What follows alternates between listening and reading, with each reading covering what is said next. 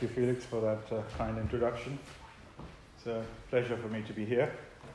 And I'm going to tell you something about the Higgs boson, the long road. And it's a historical perspective, so I'll go back quite a bit and give you an idea of the parallel paths of the theoretical work as well as the experimental work that led to its discovery and the place it has in the standard model of particle physics, which is really a standard theory. Now, at the LHC, we can probe nature moments after the Big Bang to tackle some of the questions about the origin, the evolution, and the composition of our universe. And some of these questions include things like what is the origin of mass, what is the nature of dark matter, how many dimensions do we live in, and how does the matter-antimatter asymmetry arise. So there are quite a few questions, and we have answers to a few of them, but not obviously all of them. Now, this is a plot of the discovery of the Higgs boson, an event display in the middle, and results from ATLAS and CMS. And I'll tell you a bit more about that in a few minutes. Now, of course, this experiment is in particle physics, and particle physics is a modern name for a centuries-old effort to understand the laws of nature. And there are only a couple of questions that we ask, and these are, what are the elementary constituents that make up our universe? And then the other question is, what are the forces that control their behavior? And what we try to do experimentally is to make particles interact at very high energies and measure the energy and the direction of all of the particles that come out from that interaction, and then reconstruct them to figure out what has happened. And these are the sort of interactions that would have been occurring a fraction of a billionth of a second after the Big Bang. So that's the time we go back to it at the LHC. Now, we are also very familiar with the wonderful variety that we see of natural phenomena in our universe, in our everyday lives as well. And our goal, in a sense, is to understand all of this diverse variety in terms of principles of great simplicity and elegance. And of course, we try to do that, and the question we can ask ourselves, does it have any actually impact on our lives? In fact, it does, because if you look back in time, through the centuries, the steps that we have taken to understand these laws of nature have really altered the way we live, very much for the better. And I'll give you some examples. For example, in this slide here, you see the work of Newton, where he combined terrestrial and celestial gravity. And then on the right-hand side, you have a GPS system which can only operate through the work of Einstein, where he brought in space-time geometry into the theory of gravitation. So this system only works because we have a deep understanding of special relativity and general theory of relativity as well. So the other things that have happened in terms of this understanding, which is essentially unification, trying to understand everything through a single principle if possible. Electricity and magnetism is the work of Maxwell. And that, with the advent of quantum mechanics in the early part of last century, and atomic physics, has led to understanding of how semiconductor electronics works. And of course, it has altered the way we live. Almost everything we touch has electronics in it. And perhaps a bit more surprising is the fact that what's happening in the sun, which is the fusion reactions taking place there, have an intimate relation with the left-hand side of this bottom set of plots. So this is the theory of weak interaction, which is actually unified with electromagnetic interactions by the work of Salam and Weinberg. And that actually is the essence of the work which actually led to the notion of the Higgs boson as such, as being something rather fundamental, and I'll touch upon that. But what I wanted to also give you an idea is that in the late 50s and early 60s, people were finding particles all the time. And you can see this set of particles, which is a zoo of particles, being found almost every year. And nobody had any idea why they were finding them, whether anyone or any particular particle or any of them were actually fundamental or not. It also brought into question whether the protons and neutrons were fundamental or not. And of course, when you see this kind of plethora of particles coming through, you have reminded by the work of Mendeleev, which actually led to an inner structure to the atoms, and the electron playing a very fundamental role there. So people try to understand this in terms of patterns, and the patterns were that people used, like Gell-Mann used, was to say, well, there may be some fictional entities, which he labeled quarks, which is actually why you would have such a structure. So you'd have a different combination of quarks, and this pyramid here actually is a different set of quarks. And there's a particle here, which is delta plus plus, which has 3 U quarks in it. And the question then comes up whether the Pauli principle is somehow violated, because they are identical particles, spin-half particles, 3 of them. And so, of course, you can have 2 with spin up and spin down, but what happens to the third one sitting in the same place? So these were sort of issues that were actually arising at the time. And in fact, what happened, so this is a slide from Shelley Glashow, who was one of the people who got the Nobel Prize for electroweak unification. He said these things in 2009. And this is this sort of events that took place around by that time, actually in 1964. And so they actually defined some of the things that happened later on. And so one of the first one was that Gell-Mann, as I just mentioned, suggested these fictional entities, mathematical entities called quarks. It was much later, it was found 10 years later, that they are actually perhaps real things. And now, of course, we see them, and I'll show you some evidence of how quarks and the particles that hold the quarks together in the neutron proton actually manifest themselves in our detectors. And then there was also this problem that a particle called omega minus, which is one of the tips of the pyramid that I showed you, was discovered. And that was a particle which is predicted by Gell-Mann. And so he got a Nobel Prize for that. And then later on in that year, Cronin and Fitch actually discovered that the CP symmetry was being violated. And that's a vital ingredient to have in terms of understanding matter-antimatter symmetry. It's one of the 3 vital ingredients. It was only later found out, and this actually is perhaps a reason why we have 3 generations of quarks and leptons as such, because you can actually postulate this CP violation in terms of those 3. You need at least 3. And then there was more quarks which were being actually postulated. They were not discovered yet, and there's a charm quark which was discovered much later, 10 years later in fact.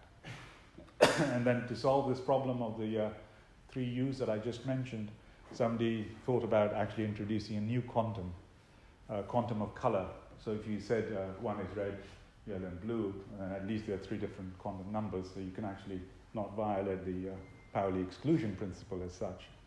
And that then became the fundamental charge of the strong interactions much later in the theory, which is the quantum chromodynamics, which actually describes in nature what happens in strong interactions, certainly at high energies. So this was quite an eventful year. And then the last thing that happened in that year was these famous 3 papers, which actually looked at the issue, an esoteric issue of how to break symmetry as such. And so when we found the Higgs boson, so both Atlas and CMS had a long list of papers in their references. The first 10 or odd papers were theoretical papers, in fact. And so these are the first 4, which were the papers that I just mentioned, coming from Braut, Englert, Higgs, Kibble, Guralnik, and Hagen. So these were the progenitors, and what they had actually postulated was that there's a omnipresent field in the universe which pervades the universe, and when particles interact with it, as later found out, that they would acquire mass. It wasn't clear in their papers that that is what was going on.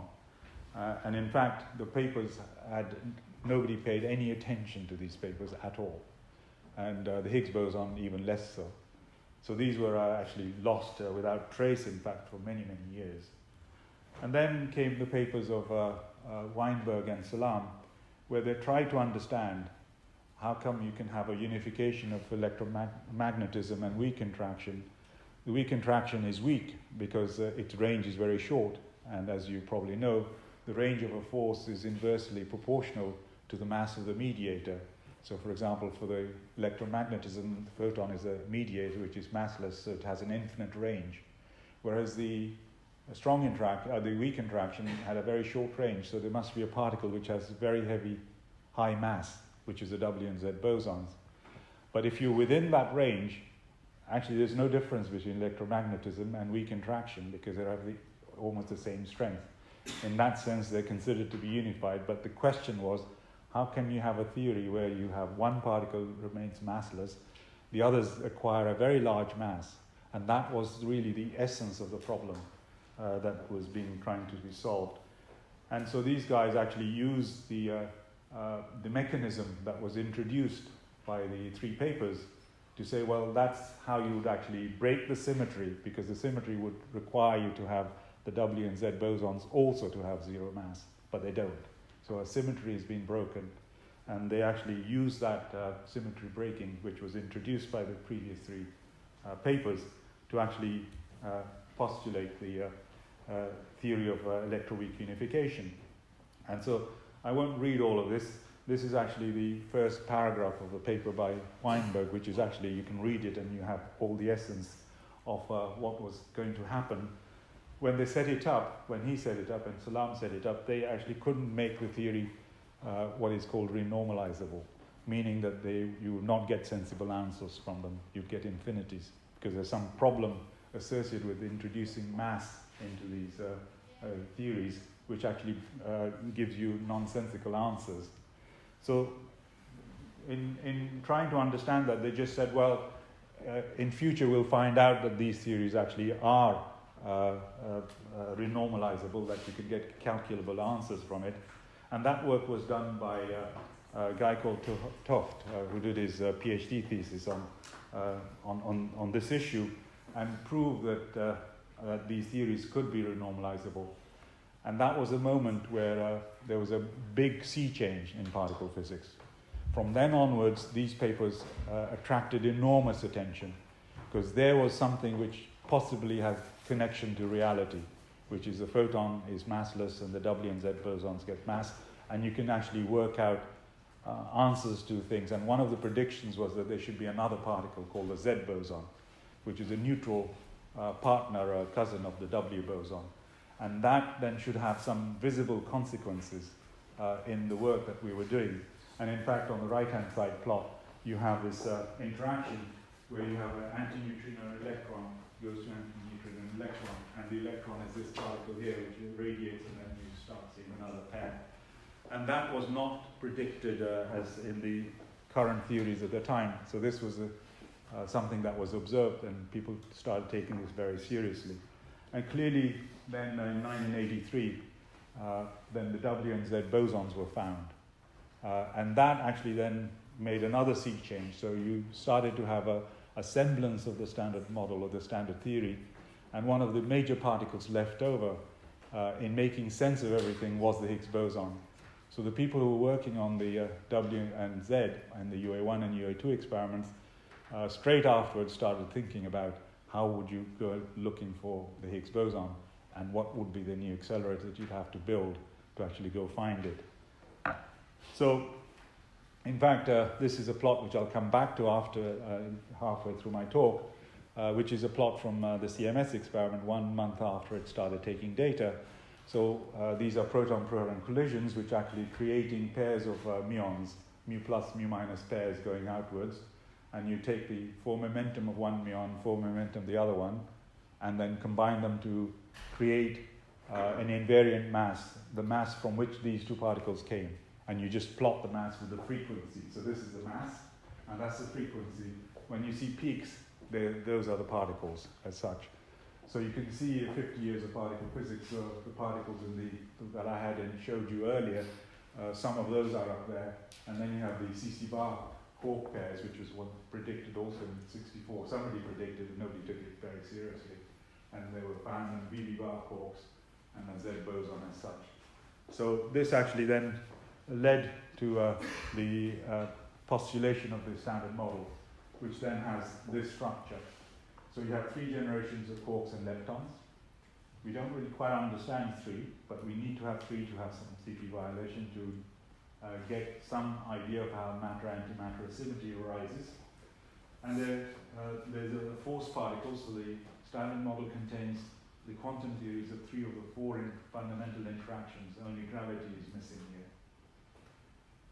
And then you have, in the middle here, in a sense, the keystone of the standard model, which holds everything together, the Higgs boson, which is a missing element.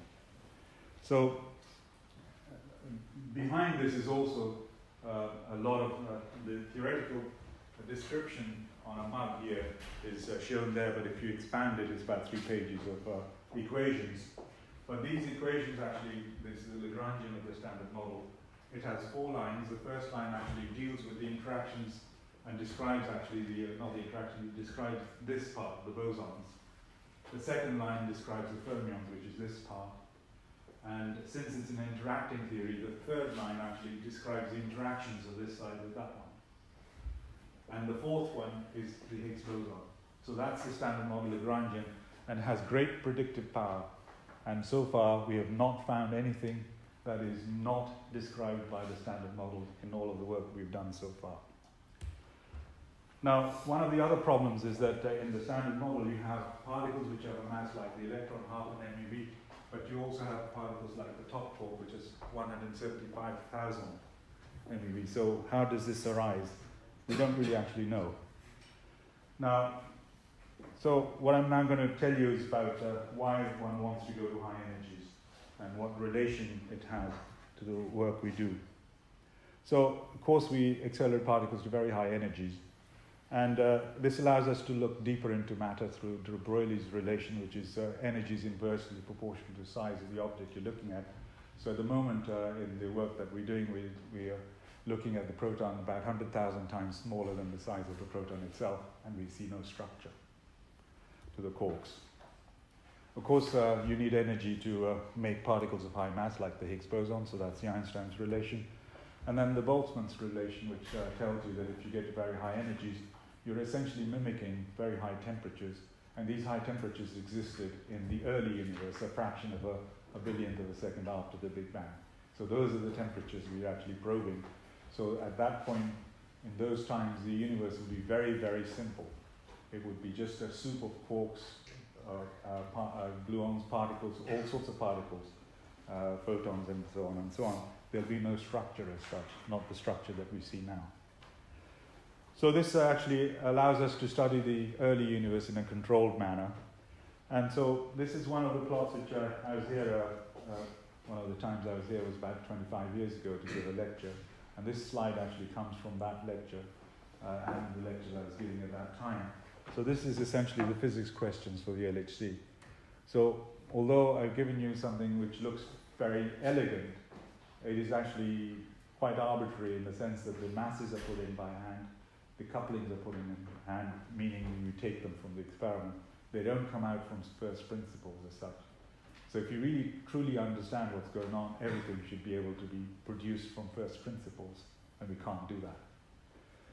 Now, clearly one of the things was this electroweak symmetry breaking, why the photon remains massless, the W and Z bosons get such a high mass. That's essentially what that is. And we know the answer to that now, because it's Higgs mechanism. So that I think there's a tick there, and you don't see any ticks elsewhere. Now, another thing that was also known at the time was the standard model actually does give you nonsense if you do not have something like the Higgs boson. But we haven't proven that that is the case because we haven't taken enough data yet to verify that the third line in red is actually verified or not. And one other thing that was already quite relevant at the time was that if we did find the Higgs boson, the next question would be why did we find it at the mass that we were able to find it at? Because the Higgs boson is a very peculiar particle. We have not seen a particle like that before. It's a spin zero fundamental scalar, we believe. And when you have spin zero fundamental scalars, they are actually afflicted by disease of quantum corrections, which float the mass up to very high energies, high masses rather. And so we shouldn't really have found them. So there must be some mechanism which protects the mass of the Higgs boson. So that's something else which we don't quite understand. And one of the thoughts is that there's another symmetry, supersymmetry, which actually protects it, and I'll come back to that. And that also has this aspect of understanding what the origin of dark matter, what the constituents of dark matter are. And then clearly, one of the other things which I mentioned, gravity is not in the part of the standard model. And we have no clue as to how we're going to get there, because there's no sign of quantum theory of gravity yet. So only when we get to that, perhaps we can understand. And some of the questions about the first question might only be answered when we get to that point. So let me just quickly go to to what we have to do as experimentalists. Clearly, we have to have accelerators. We have to have detectors which detect the particles that come out of the collisions. And we need enormous amounts of computing, because the number of interactions that would be taking place is about 1 billion a second. And we actually record about 1,000, and they need to be analyzed. So we're producing enormous amounts of data that need to be handled and analyzed. And of course, to build these large experiments, you need collaborations of thousands of scientists and engineers. So this gives you some idea of the timeline. So as I said, in 1983, the W and Z bosons were discovered, and the year after, we started thinking about the next steps, which was to go looking for the Higgs boson. And there was a question of which type of accelerator would you want to build. And it turns out the PP accelerators are actually quite broadband machines. They allow you to probe a large range of masses as such, because the energy that each quark or gluon carries inside the proton is not fixed. It's a variable number. So you can actually do a wide scan of masses as such. And the big thing that happened was in 1990, where it was the first time we thought that we could actually start thinking of building some detectors which would be able to face the challenges of 1 billion pairs of protons interacting every second. And then in 1992, the experiments actually started forming, and we started construction in 1998, and that finished in about 2008. And the boson was discovered in 2012. Now, the accelerator actually accelerates protons to very high energies in a manner which is very similar to how a surfer picks up speed. It's riding a water wave. The protons will ride the radio waves as such. And they have to be guided around the tunnel by very powerful superconducting magnets. And so these magnets have currents that run at about 10,000 amps, and they're cooled by a liquid superfluid helium, which has very, very interesting engineering properties. Like the thermal conductivity is 100 times better than copper, for example. So it's a very good fluid for that point. And of course, you don't want the protons to interact anywhere except where you want them to interact, where you cross the beams. And that happens at the points where you have detectors, and the rest of the accelerator, the pipe, has to be under very high vacuum. And the accelerator is actually operating very, very well. And this is the data taking. On the vertical scale, we have a unit called femtobars. So this is an esoteric unit. And so we measure the number of collisions we've actually taken in terms of inverse femtobars. And one inverse femtobar corresponds to 100 trillion proton-proton interactions. So that's a number you can remember. So it's enormous numbers of proton interactions that we have studied. So let me come to the detectors themselves. And it was felt that the detectors would be a real challenge, because if we took a LEP detector and put that into the CMS or Atlas position, it wouldn't last for more than 1 hour. It would die. So we had to actually create detectors and do R&D, which could allow us to look at these billion pairs of protons, which lead to very large fluxes, which lead to very large radiation levels. And so the detectors had to be very fast, very granular. So you have to have 100 million channels producing enormous amount of data. And the data that is generated every second is 40 terabytes a second, which you have to look at.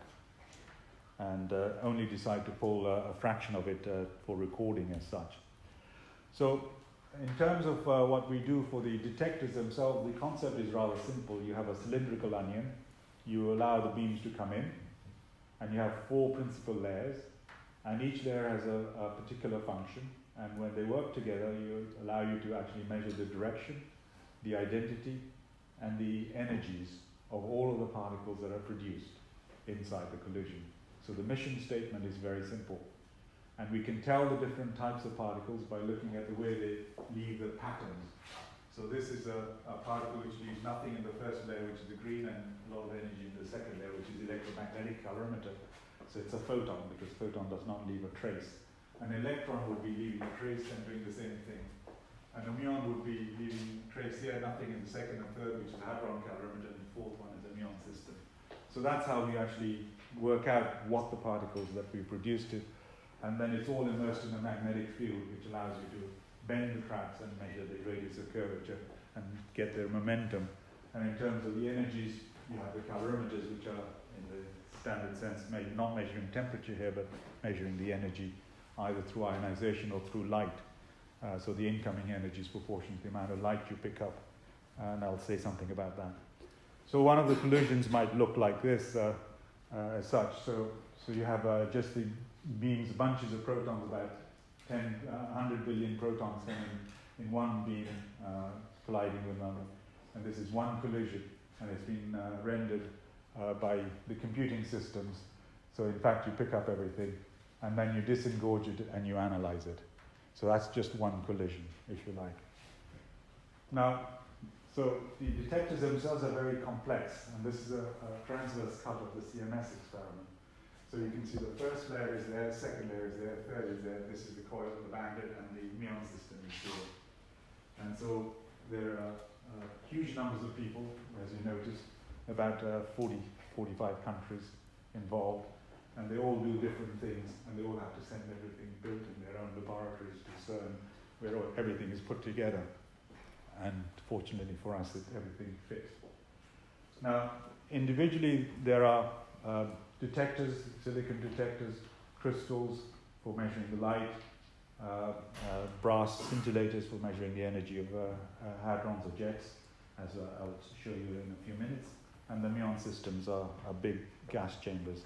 I won't have time to go through how these function, but just to indicate that there are about 800 to 900 PhD students in each of the experiments working at any one moment. So these are essentially PhD factories as well, if you wish. And they're all doing different things. And so there's enormous amounts of physics that is done in these experiments. So this is a complexity that you can see from the ATLAS experiment where Cambridge is involved in.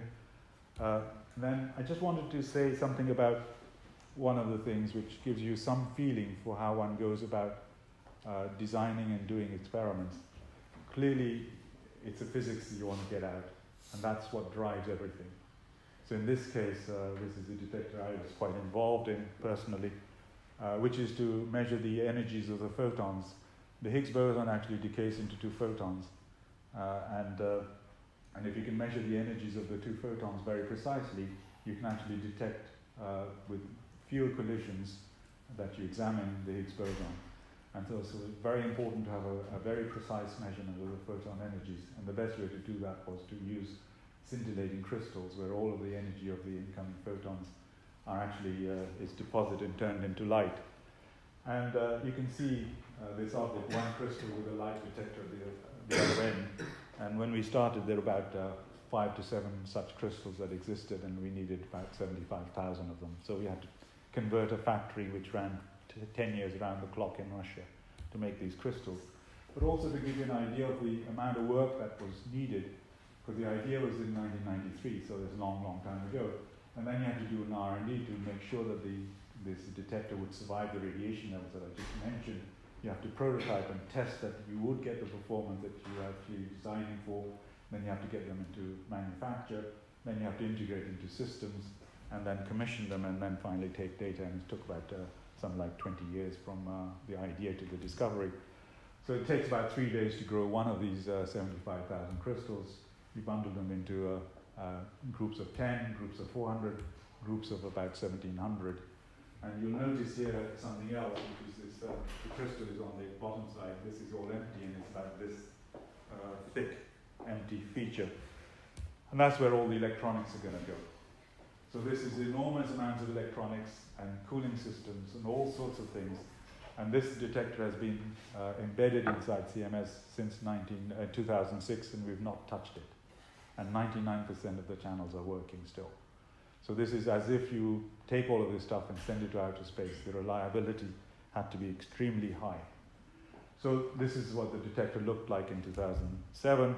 And this is an Atlas, the spectacular operations. So you can see this is about 10, 12-story high cavern, about 70, 80 meters underneath. So this is the magnet of Atlas being lowered into different coils. 1 coil, 2 coils, 4 coils, 5, 6, and the whole thing finished. And then you see this iconic image that you probably know from seeing some of the things. One other thing from the CMS point of view is that we had to assemble the experiment on the surface because it lent itself to do that. It's much easier to do that. And then we had to take it down piece by piece. So this is the heaviest piece, which is about 2,500 tons. And it's just lifted from a cover plate, which is about 5 meters, reinforced concrete, pushed back, and it's lowered. And the crane is on the outside of the building. We started the operation in about 6 o'clock in the morning, and took about 10, 12 hours for it to be lowered into the cavern 100 meters underground. So the reason I'm showing you this is that in these experiments you had to have many, many different disciplines which had to really perform at the cutting edge of every one of them, whether it's civil engineering, whether it's mechanical engineering, electronic engineering, cryogenic engineering, anything you wish to write about, computing software and all sorts of things like that, to make them a success. And then you had to actually put all the cables that are needed to actually take the signals out, bring the services in, the low voltage, the high voltage. And this looks like a sort of nice picture, but it's all planned. And it took about 7-8 months to do this kind of work. So the experiment was ready in 2008 to take data. So let me now go to the science itself. So clearly, when you start an experiment, you have to ask yourself 2 or 3 questions. The first one is, does the experiment work as you designed it? And for that, you look at some performance targets that you've set yourself up. And secondly, does it reproduce known physics correctly? Because if it doesn't reproduce that, then you can't make claims that you've seen something new.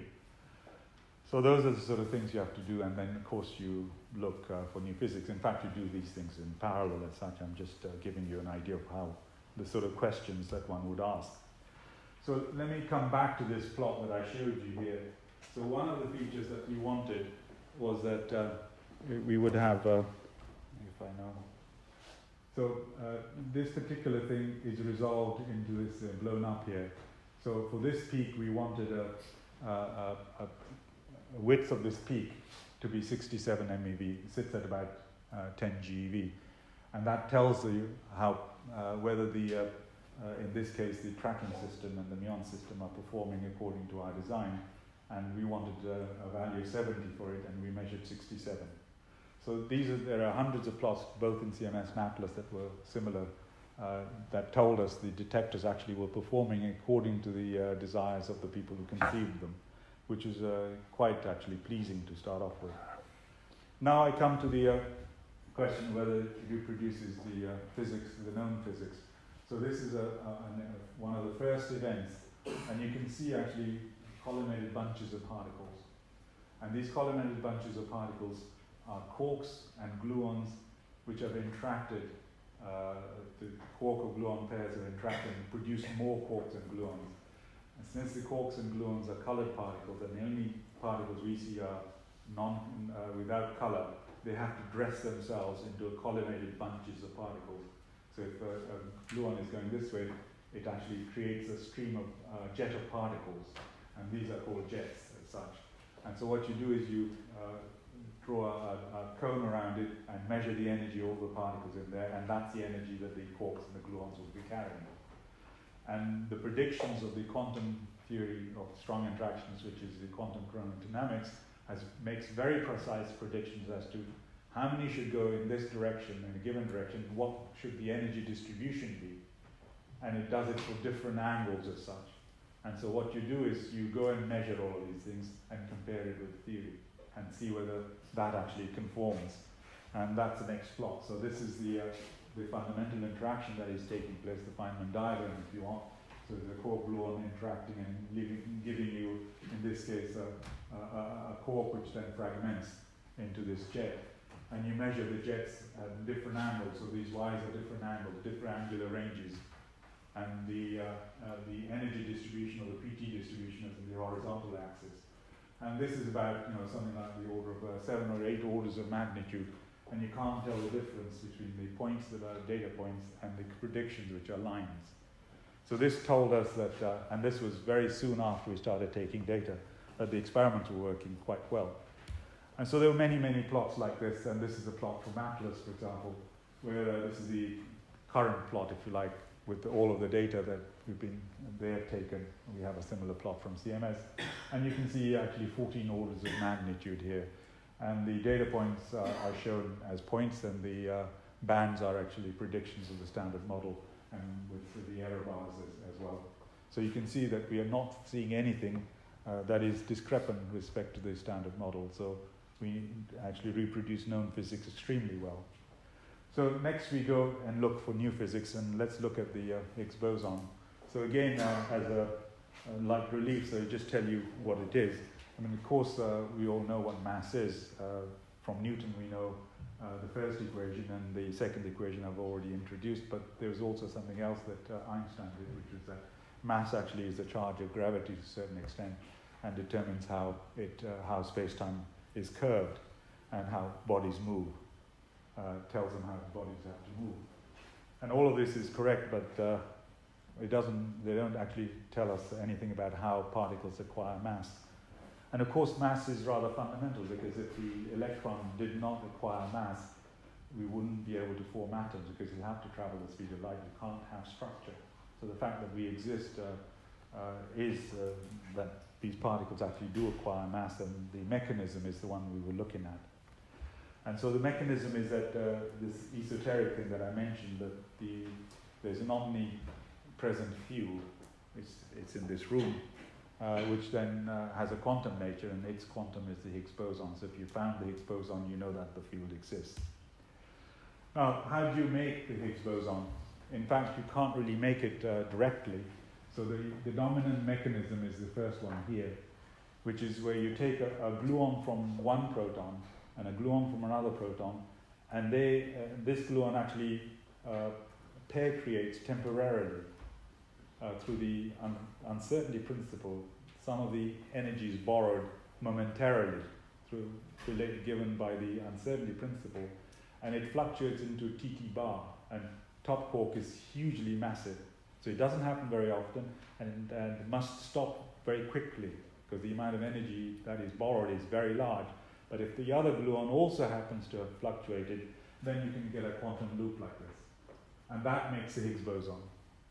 So it's a quantum process which makes the Higgs boson. That's a dominant mechanism, which is the cross-section here. And that's something like 1 part in 10 to the 7 proton pairs will give you a Higgs boson. And there are other mechanisms, and if you really understand the Higgs boson as we produce it, we need to understand all of these mechanisms and measure all of the cross-sections as shown in this plot, which is from the standard model. And that's what we have actually done. The level of precision is not extremely high yet, but there are no indications that it's not something like that. I'll show you the data in a few minutes. I'll bring you up to date. So once you've made it, how do you actually see it? In fact, it lives a very short time, it's only minus 23 seconds. It decays instantaneously to the particles that we can actually detect, the standard model particles. In fact, shown here, so Higgs boson can go to BB pairs. Since it gives mass, it likes to connect to the heaviest particles possible at the highest rate. So since the top is much heavier than the Higgs boson itself, it doesn't go into the tops. So the next heaviest particle, actually, in terms of quarks, is the bottom quark. So most of the time, 55% of the time, it decays into BB bar, and about 10% to taus, the leptons, very rarely to the electrons, which are very light. But it also goes into photons, for example, through a quantum loop, and I'll show you that in a few minutes, and directly to W and Z bosons as such. So, and they go in very well-defined manner, because the couplings are related to the masses. And so they are very well defined in the standard model. So if it is a standard model Higgs, you must measure exactly what the standard model is predicting, unless it is not a standard model Higgs boson. Alas, it is looking like a standard model. It would be much more interesting if it wasn't. And these are the ratios. So for example, in the modes where the discovery was the most prominent, which was these modes, it's 1 in 1,000. And in fact, in the ZZ mode, because you have to go through the electrons and muons, it's 1 in 10 to the 4. So not only do you rarely produce it, you actually rarely see it in our detectors. So that means that you have to be highly efficient in the selection process. You can't have an efficiency which is less than about 95% in recognizing that you've actually produced one and which has decayed into. So this is now to give you some idea of how we go look for them in our detectors. So these are candidate event displays, because we can't tell this exactly is the Higgs boson, so it's an ensemble. And so this is what a candidate would look like. So this is the Higgs going into 2 photons. So it decays into 2 photons. And since it's an object which is essentially produced, assume that it's produced at rest, it's going to go into 2 photons. And that's the only thing that's going to happen. So it's got other things happening, which are the protons are broken up and they send particles. But the basic interaction would be just 2 photons, and there'll be nothing around them. So we look for this, what we call isolated photons. So in fact, you see nothing around in these 2, and the height of these things gives you the energy of the photons. And you do the same trick. You take the 4 momenta and combine, make an invariant mass, and you just plot it. And in the picture here, this is Higgs goes to ZZ, and again, nothing else is going to happen, and the Z goes into, in one case, to electron-positron pair, and it's mu plus, mu minus, which is picked up in the detectors, nothing around them, and you make the effect invariant mass of the 4 particles rather than the 2 on this side, and you plot it. And then you see if you see a peak. And the thing is that the production that I mentioned to you is through a loop. And the decay actually is through a loop as well. Because since the Higgs boson gives mass to particles, how can it actually connect to photons which have no mass? So it can't do it. So it has to do it through a loop. In this case, is a W boson. So it has to fluctuate into a W boson pair, which then, since being a charged particle, radiates the photons. And so it's produced in a quantum loop, decays in a quantum loop. So these are higher order reactions which are not very, they are rather rare. So here is the 2 photons in the case of, these are discovery plots now, so I'll update you in a few minutes. So this is the Atlas and the CMS occur the same mass, and the in the ZZ occur the same place. And all of the masses are consistent. And that actually told us that we are actually observing a new particle. As I said, the dominant decays are not the ones that are shown here for discovery. They are rather rare. Point being that the backgrounds are much smaller in these processes. And the other processes have very high backgrounds. That's why we did not use them for discovery as such. So let me now go to what the situation is currently. So we have a lot more data. And one of the things I wanted to point out to you was that in the previous plot, there are only about 20 odd events. And we examined about 2,000 trillion proton-proton interactions, and we dug out 20 of them, which are in that plot, which made the discovery. So that's also something else which needs to be really carefully looked at, which is the software and the reconstruction packages of these experiments. Now let me go and look at some other things now, because the Higgs boson at 125 GeV, there are different ways of producing it, 4 ways of producing it. There are about 5 different ways that it can actually decay. So that gives you about 20 pairings as such.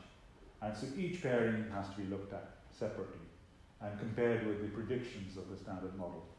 And so with all of the data that we've taken since the discovery in 2012, we've been able actually to do that. So this is one of the methods where you're going to look at the Higgs into BB bar.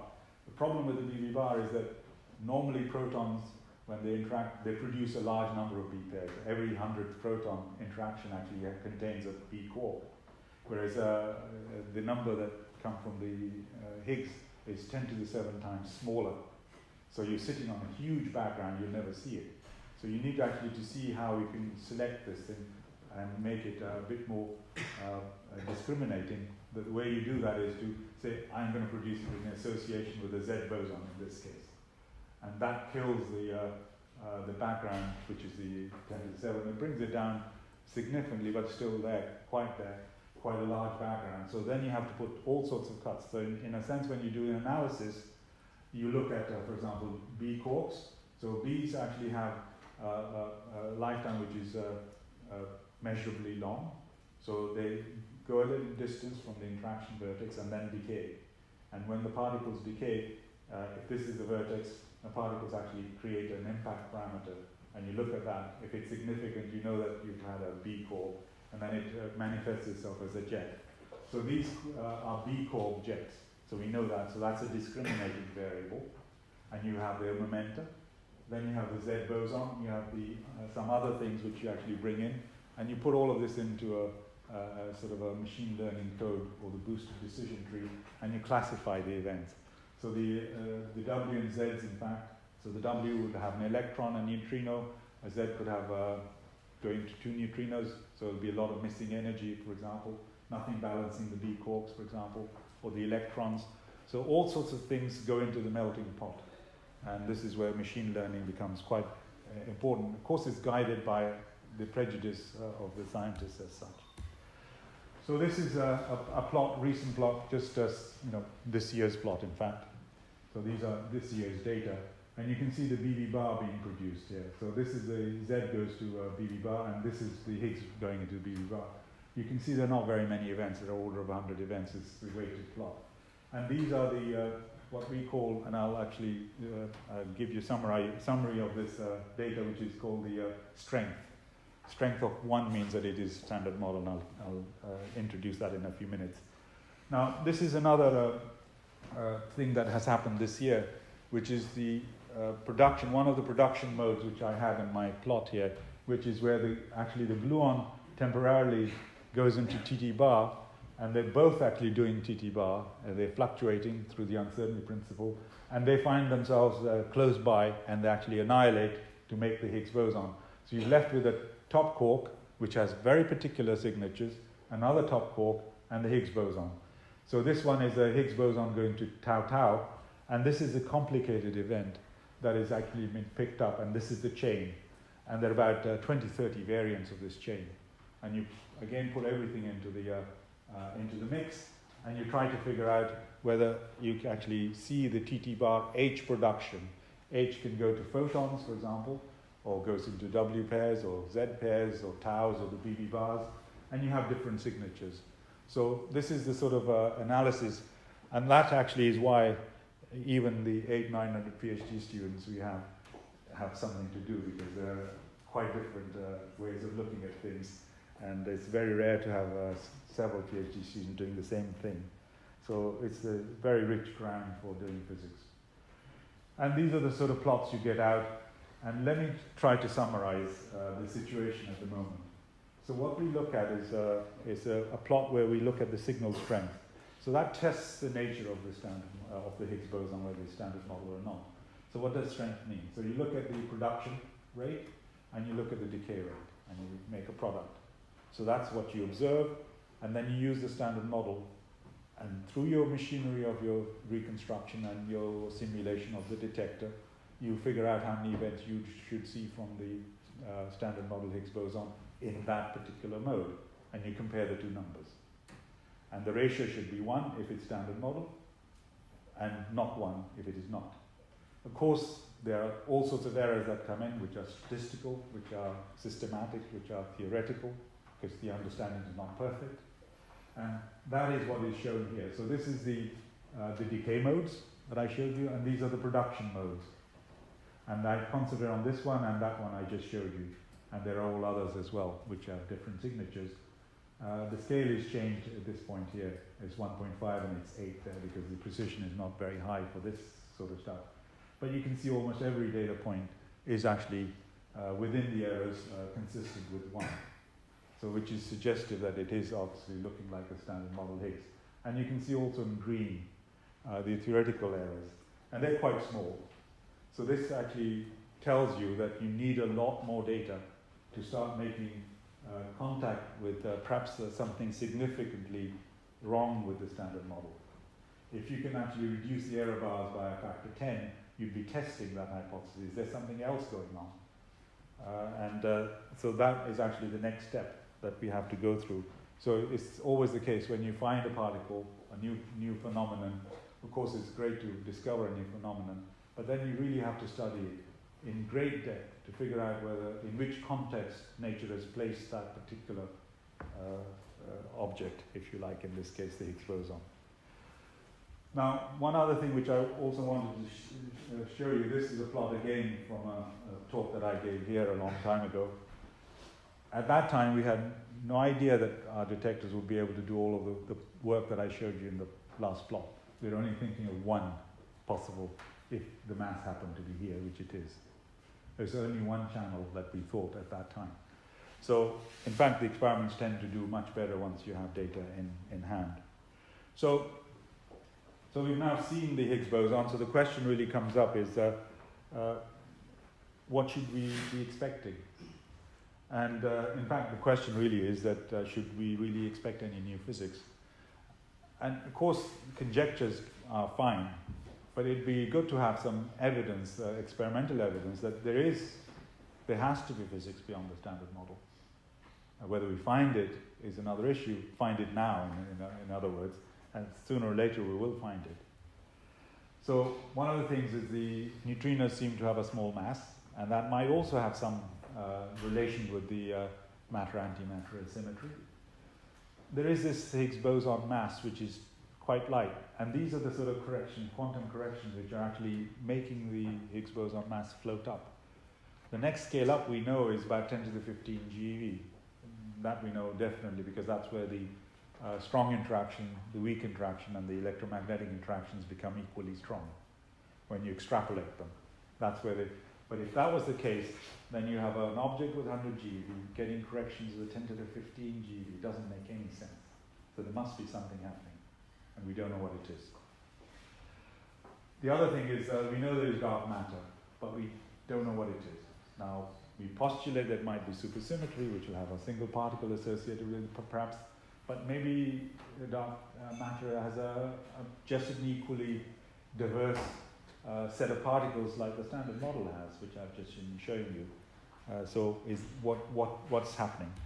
And then there is this matter-antimatter asymmetry, which we don't quite understand. So let me just summarize this thing as the few lines that we're looking at. This is actually a very elegant symmetry. It actually relates the left-hand side of a table that I was showing with the right-hand side. And in fact, there's no reason they should be different. And that is allowed, so this must occur in nature. Whether it occurs at the energy levels that we're looking at is another question. But this symmetry must exist in nature at some point. But if it were to exist at our energies, then it also predicts 5 Higgs bosons. That's why it's rather important to understand whether the Higgs boson that we've observed is strictly standard model, but we need to understand that at a percent level, not at the 10% level or 5% level that we're looking at it today. So that means you need to get some 100 times more data. Now, of course, the question of combining with the gravity comes up, and there are things like extra dimensions which do try to tell you why gravity is so much weaker than the other forces. It's the fact that you probably know from your own work in Gauss's theorem that if we live in 3 dimensions, so the laws go as 1 over r squared, which is r3 minus 1, the number of dimensions minus 1.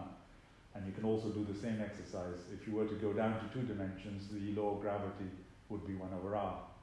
So if you go higher up, it'll be 1 over r, the number of dimensions minus 1. So it could be 1 over r to the power 8 if you were living in 9 dimensions.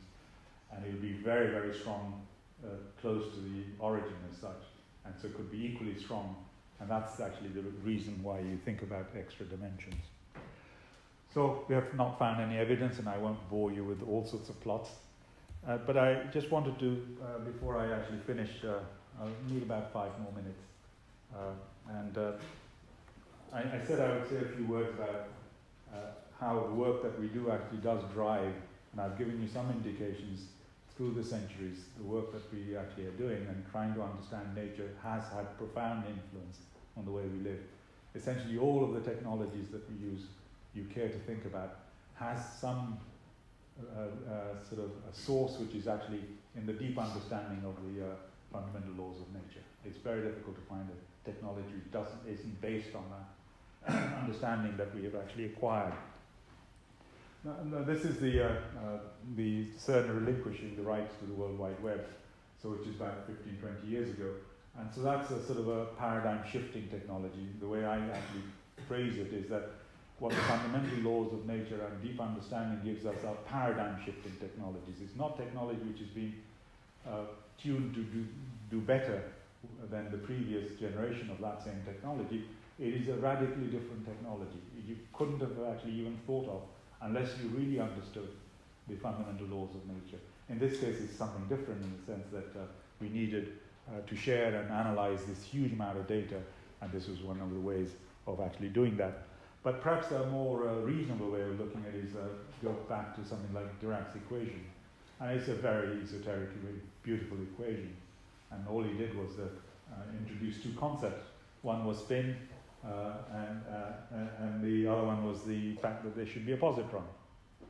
And it's only about 60, 70 years later that you know that the basis of positron emission tomography cameras and MRI scanners are the Dirac equation itself. And you can actually trace how this has happened with all sorts of other technologies that have come down the line to give us PET cameras and MRI scanners. And some of the things which we've done in CMS, reading out the light from the crystals that I mentioned, they use silicon avalanche photodiodes which work in a very high magnetic field. So these cameras now actually, the positron emission tomography cameras, the light can be read by these APDs, the newer generation of detectors which they now use, but they operate with, if you want to operate in an MRI scanner, you have a very high magnetic field of 6 Tesla. Our magnet is 4 Tesla. And so if you combine the two, you get 2 images at the real time of the same thing happening. One an MRI scan, the other one a positron emission tomography scan. And there's a lot more powerful diagnosis. So these are the sort of things that can happen even from the work that we do. Now, clearly, one also needs to look into the future a little bit.